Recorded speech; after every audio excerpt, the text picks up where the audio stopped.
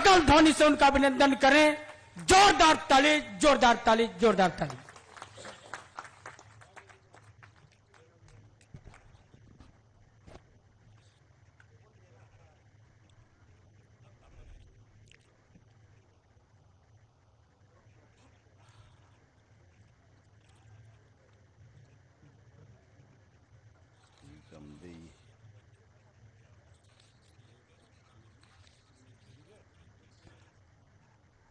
बहुत भारी संख्या में आप लोग उपस्थित हैं, तो मैं चाहूंगा पहले जोर का जयकारा हो जाए। बोलिए भारत माता की, भारत माता की, छत्तीसगढ़ महतारी की, छत्तीसगढ़ महतारी की, मां महामाया की, मां महामाया की। भारतीय जनता पार्टी जिंदाबाद, भारतीय जनता पार्टी जिंदाबाद, नरेंद्र मोदी जिंदाबाद, जेपी नड्डा जिंदाबाद।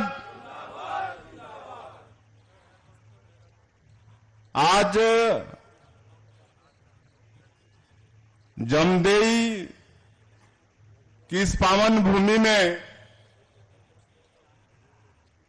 अखिल भारतीय बिंधिया समाज द्वारा आयोजित आज के महासम्मेलन में हम लोगों के बीच मंच में विराजमान आदरणीय डॉक्टर रमन सिंह जी, जो वर्तमान में विधानसभा के अध्यक्ष हैं, लेकिन आप सब लोगों को मालूम है कि छत्तीसगढ़ में छत्तीसगढ़ राज्य निर्माण के बाद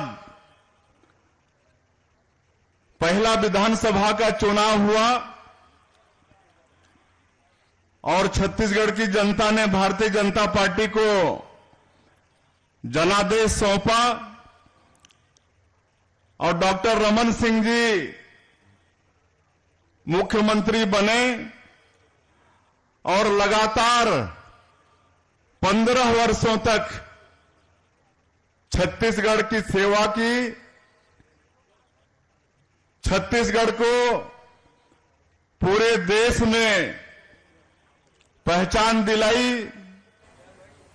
छत्तीसगढ़ की पहचान पहले एक बीमारू और पिछड़ा हुआ प्रदेश के रूप में था, लेकिन आदरणीय डॉक्टर रमन सिंह जी ने 15 वर्षों में छत्तीसगढ़ का चहुमुखी विकास किया। पहले यहां लोग उपवास सोते थे, खाने को कुछ नहीं मिलता था, तो कोदो, कुटकी, महुआ ये सब खाना पड़ता था। लेकिन सस्ते अनाज की योजना चलाए और पहले 3 रुपया किलो में, फिर 2 रुपया किलो में, फिर 1 रुपया किलो में चावल देना शुरू किए, नमक फ्री में देना शुरू किए, चना देना शुरू किए। तब से आज तक छत्तीसगढ़ में भूखमरी नहीं है और पूरे देश ही नहीं दुनिया में चाउर वाले बाबा के नाम से डॉक्टर रमन सिंह जी विख्यात हुए। उनके स्वागत में मैं चाहूंगा कि आप सब लोग करतल ध्वनि से उनका स्वागत करेंगे। आज के इस कार्यक्रम में उपस्थित हैं आदरणीय महेश गागड़ा जी, छत्तीसगढ़ सरकार के पूर्व मंत्री, इस विधानसभा के लोकप्रिय विधायक श्री भूलन सिंह मरावी जी, अंबिकापुर के विधायक राजेश अग्रवाल जी, प्रतापपुर की विधायक महोदया शकुंतला पोर्ते जी, सामरी की विधायक महोदया श्रीमती उदयेश्वरी पैकरा जी, छत्तीसगढ़ सरकार के पूर्व मंत्री, पूर्व प्रदेश अध्यक्ष आदरणीय रामसेवक पैकरा जी, पूर्व सांसद कमल भान सिंह जी, सूरजपुर जिला के हमारे सम्मानीय अध्यक्ष बाबूलाल अग्रवाल जी, श्रीमती रजनी त्रिपाठी जी, पूर्व विधायक, श्री भीमसेन अग्रवाल जी, अजय गोयल जी, रामकृपाल साहू जी, राजेश महलवाला जी, सत्यनारायण जी, थलेश्वर साहू जी, बनारसी जायसवाल जी,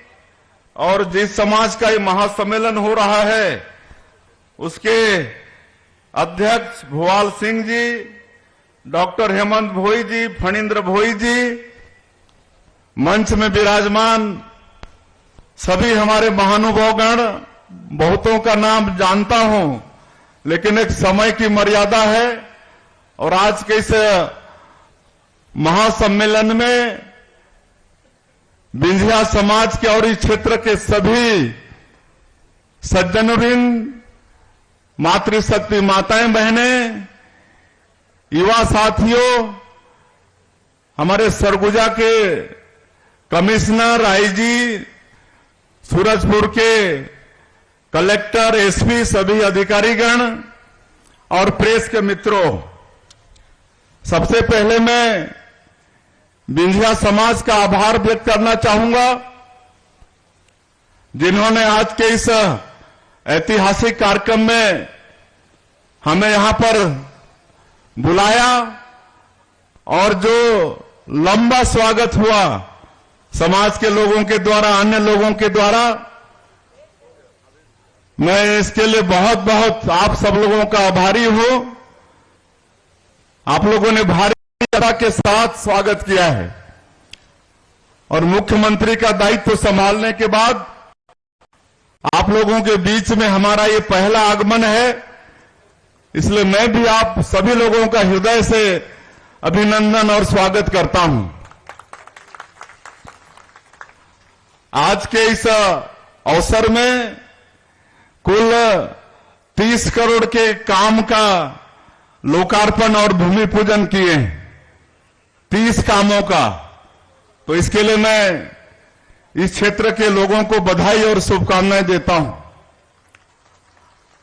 आज विंध्या समाज के महासम्मेलन में है, सबको मालूम है कि ये जो 12 जाति के जो लोग थे, जो वर्षों से आदिवासी की सुविधा से वंचित थे, उनका विकास नहीं हो रहा था और लगातार वो प्रयास कर रहे थे और हम धन्यवाद देना चाहेंगे। आज विधानसभा अध्यक्ष के रूप में यहां पर विराजमान हैं, पहले मुख्यमंत्री थे, उनका काफी प्रयास था।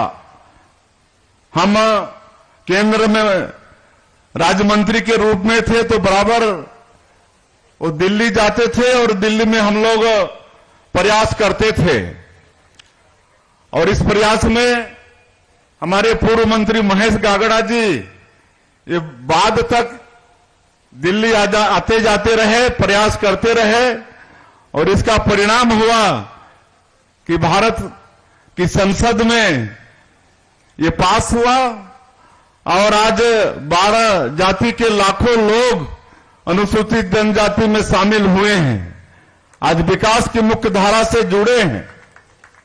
लेकिन मुझे मालूम है कि डॉक्टर साहब ने जब अनुसूचित जनजाति में शामिल नहीं हुए थे तब भी ये व्यवस्था दिए थे कि जब तक अनुसूचित जनजाति में शामिल नहीं हो जाते हैं तब तक कम से कम शिक्षा में समाज के बच्चों को लाभ मिले, उनको अनुसूचित जनजाति का जो आरक्षण है उसमें शिक्षण संस्थाओं में एडमिशन मिले, छात्रावास में एडमिशन मिले, स्कॉलरशिप मिले, इसकी व्यवस्था आदरणीय डॉक्टर रमन सिंह जी ने किया था। और इस अवसर पर देश के यशस्वी प्रधानमंत्री नरेंद्र मोदी जी को भी धन्यवाद देना चाहेंगे जिन्होंने 12 जाति को अनुसूचित जनजाति में शामिल किया। मैं चाहूंगा कि नरेंद्र मोदी जी के लिए भी आप लोग जोरदार ताली बजाएं।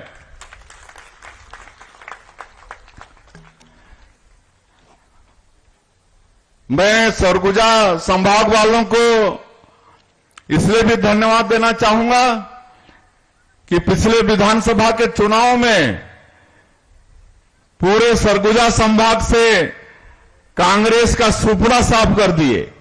14 में से 14 विधानसभा की सीट भारतीय जनता पार्टी को आप लोगों ने परिश्रम करके दिलवाए। इसके लिए आप लोग बधाई के पात्र हैं। और भारतीय जनता पार्टी ने और आदरणीय नरेंद्र मोदी जी ने आज महत्व भी दिया है हमारे सरगुजा संभाग को। मुख्यमंत्री सरगुजा संभाग के और 3 मंत्री सरगुजा संभाग से, इसके लिए भी आप नरेंद्र मोदी जी का तालियों से स्वागत करें। आज छत्तीसगढ़ में भारतीय जनता पार्टी को सरकार में आए करीब 25-26 दिन हुए हैं, लेकिन 25-26 दिन में ही कई बड़े बड़े काम हमारी भारतीय जनता पार्टी की सरकार ने किया है। आदरणीय डॉक्टर साहब बता रहे थे, आप सब लोगों को भी मालूम है कि चुनाव प्रचार के दौरान हमारे यशस्वी प्रधानमंत्री नरेंद्र मोदी भी छत्तीसगढ़ की जनता से वादा किए थे कि हमारी सरकार बनेगी तो 18 लाख गरीब लोग जो 5 साल कांग्रेस की सरकार में प्रधानमंत्री आवास से वंचित हो गए, उनका हक छीना गया, तो उनका आवास स्वीकृत करने का काम भारतीय जनता पार्टी की सरकार करेगी। हमारे मोदी जी भी छत्तीसगढ़ की जनता से आश्वस्त किए थे। और मुझे मुख्यमंत्री के नाते आप सब लोगों को अवगत कराते हुए ये गौरव हो रहा है कि 13 दिसंबर को हमारी सरकार शपथ ली और 14 दिसंबर को ही पहला कैबिनेट में हम लोगों ने निर्णय ले लिया कि 18 लाख गरीब लोगों का पक्का का मकान प्रधानमंत्री आवास में बनवाएंगे। 3 दिन का विधानसभा सत्र बुलवाकर अनुपूरक बजट पास किए हैं। उसमें जो राज्यांश की व्यवस्था हो चुकी है और लगातार हम लोग भारत सरकार के संपर्क में हैं और बहुत जल्दी छत्तीसगढ़ के अंदर 18 लाख लोगों का पक्का का मकान बनना शुरू हो जाएगा। दूसरा वादा था कि 25 दिसंबर जो छत्तीसगढ़ के निर्माता स्वर्गीय अटल बिहारी वाजपेयी जी का जन्मदिन है रहता है, जिसको पूरा देश सुशासन दिवस के रूप में मनाता है, तो उस दिन 2 साल का किसानों का बोनस जो अब हमारी सरकार थी 15 साल उस समय दे नहीं पाए थे, उसको देंगे। हालांकि कांग्रेस पार्टी ने भी अपने जन घोषणा पत्र में वादा किया था कि भारतीय जनता पार्टी की सरकार ने जो 2 साल का बोनस नहीं दिया उसको देंगे, लेकिन 5 साल में उन्होंने कुछ नहीं किया। आज आप लोगों को बताते हुए हर्ष हो रहा है कि 25 दिसंबर को छत्तीसगढ़ के अंदर अनेकों जगह कार्यक्रम करके छत्तीसगढ़ के 12 लाख से ज्यादा किसानों के खाता में कुल 3716 करोड़ रुपया 2 साल का बोनस सीधे उनके अकाउंट में चंद सेकंड में ट्रांसफर करने का काम हमारी छत्तीसगढ़ की सरकार ने किया है। मैं जानकारी ले रहा था यहां के हमारे सूरजपुर के कलेक्टर से कि सूरजपुर में कितने किसान लाभान्वित हुए हैं, तो यहां वर्ष 14-15 में कुल 18,280 किसानों को 34 करोड़ 12 लाख रुपया बोनस के रूप में मिला है और 15-16 में 16,160 किसानों को 30 करोड़ 65 लाख रुपया बोनस के रूप में मिला है। और आप सबको मालूम है कि ये 25 दिन के अंदर में एक हम लोग और बड़ा काम किए हैं। हमारे प्रधानमंत्री जी का भी वादा था कि पीएससी में जो घोटाला हुआ छत्तीसगढ़ के अंदर में हमारे छत्तीसगढ़ के बेटा बेटी के भविष्य के साथ जो खिलवाड़ यहां की सरकार ने किया पीएससी में, तो उस घोटाले की जांच उच्च स्तरीय कराएंगे। और आप लोगों को बताते हुए गौरव हो रहा है कि अब पीएससी घोटाले की जांच सीबीआई करेगी। सीबीआई को हमारी सरकार ने जांच के लिए सौंपा है। अब जो भी दोषीदार होंगे वो बचेंगे नहीं, उनके ऊपर सख्ती से कार्रवाई होगी। और मोदी की गारंटी में जो भी वादा है, 21 क्विंटल प्रति एकड़ धान खरीदी का आदेश हो चुका है और 21 क्विंटल के हिसाब से धान खरीदी हो भी रही है। 3100 रुपया प्रति क्विंटल धान का कीमत देने का भी हमारी सरकार का, हमारी पार्टी का वादा है। और मैं आश्वस्त करना चाहता हूं कि अभी एमएसपी मिल रहा है, लेकिन अंतर की जो राशि है वो भी एक मुश्त हमारी सरकार देगी। थोड़ा सा धैर्य धरने की आवश्यकता है। एक मुश्त जो अंतर की राशि है 917 रुपया 900 के आसपास प्रति क्विंटल जो अंतर की राशि होगी, उसको भी एक मुश्त हमारी सरकार देगी। और विवाहित जो माताएं हैं उनके लिए भी महतारी बंधन योजना में वादा है कि उनके अकाउंट में साल में 12,000 रुपया देने का काम करेंगे। अनुपूरक बजट में हम लोग पैसे की व्यवस्था कर लिए हैं, हम लोगों के पास पैसा है और बहुत जल्दी महतारी बंधन योजना के अंदर भी हमारी विवाहित महिलाओं को 12,000 रुपया के हिसाब से उनके खाता में पैसा भेजने का काम करेंगे। गरीबों को जो 500 रुपया में सिलेंडर देने का काम है, चाहे भूमिहीन मजदूर किसान हैं, उनको प्रति साल 10,000 रुपया देने की बात है। या तेंदुपत्ता जो हमारे अनुसूचित जनजाति वर्ग के लिए एक आय का बड़ा साधन है, जिसको हरा सोना बोलते हैं।